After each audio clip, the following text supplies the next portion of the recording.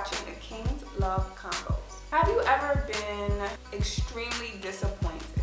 You had a certain plan, you had a certain image in your mind of how something was supposed to be. It could be a relationship, it can be career-wise. Maybe you wanted to be a certain place at a certain time, or you wanted to be married by a certain time, and that thing has not happened the way or the time in which you wanted it to happen. And so you were disappointed. I feel like we've all been there, I've been there. The feeling of disappointment sucks. But what I've realized is disappointment is usually 9 times out of 10, expectations unfulfilled. Unfulfilled expectations, that is what disappointment is that you expected something. You thought that this was going to be a certain type of way. You thought that this was going to happen, and it didn't happen in the way that you planned, and so now you're disappointed. I learned this in my own life, that God uses disappointment to redirect us into always putting our hope in Him. What tends to happen is that we put so much hope in an event, in a person, in marriage, in a career, in all of these things of this world where we feel like if I could just get to that place, if I can just meet that goal, I'll be good. And so God usually takes that thing or takes that chair that we're sitting on of that expectation, whether it be a man, whether it be a husband, whether it be marriage, whether it be a career, money, or whatever. And what He does is He usually takes that chair and He yanks it from under us. And we're disappointed and we're frustrated in order to show us and to remind us who we need to be putting our hope in, and who is the one that is eternal and that is constant and that is consistent.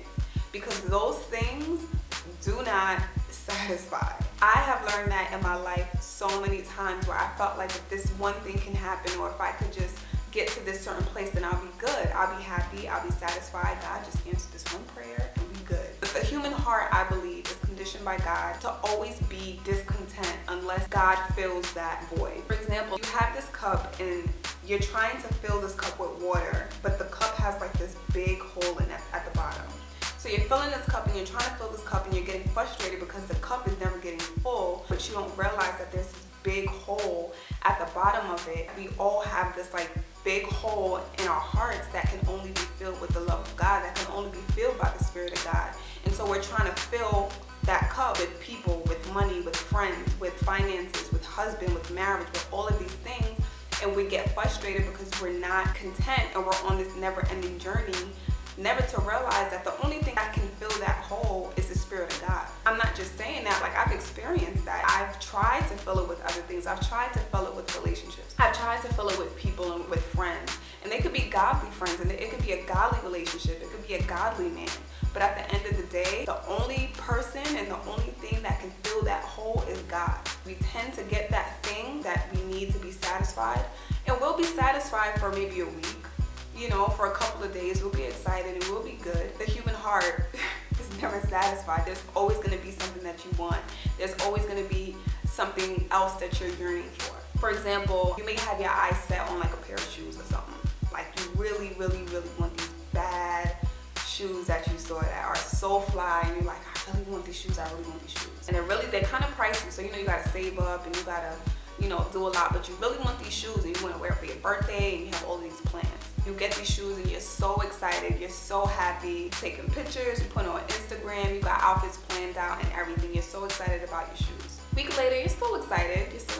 2 weeks later, 3 weeks later, 4 weeks later, before you know it, those same shoes that you were dying over are like somewhere collecting dust or in the corner somewhere. That is what we're like. We always want something more. We always want something new. We always want more and more and more and more. What is that thing that you're putting all of your hope in, where you just feel like if I just get this one thing, then I'll be good? I can guarantee that it will not satisfy you, no matter what it is. A lot of us, honestly, we're putting our hope in marriage.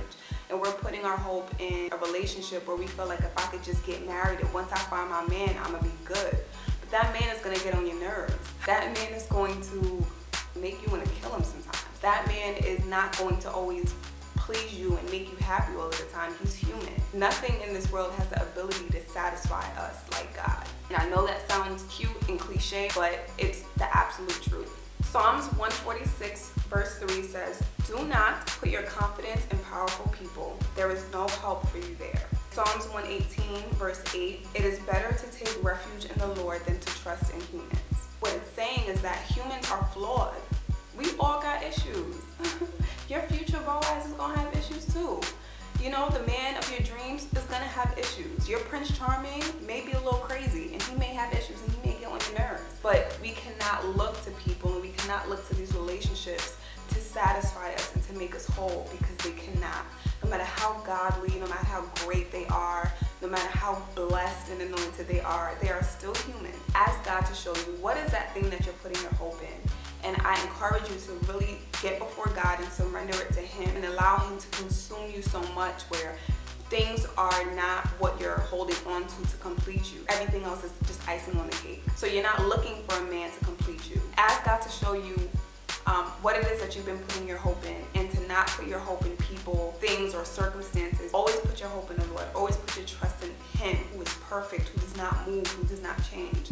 The more that I grow in God and the more that I see how faithful and consistent He is, the more I just fall in love with Him. Because people may come and go, situations may come and go. One day you're up, 1 minute you're down. The one thing that has always been consistent and the one thing that I can bet my life on is His love and His faithfulness and His consistency, and can't nobody tell me nothing, okay? Thank you guys so much for watching, and of course, do not forget to visit my blog at SafinaCarla.com. Do not forget to subscribe to A King's Love Convos. Have you ever... Oh, wait, sorry. Hey guys, this is Safina. Wait, okay. Hey guys, this is Safina,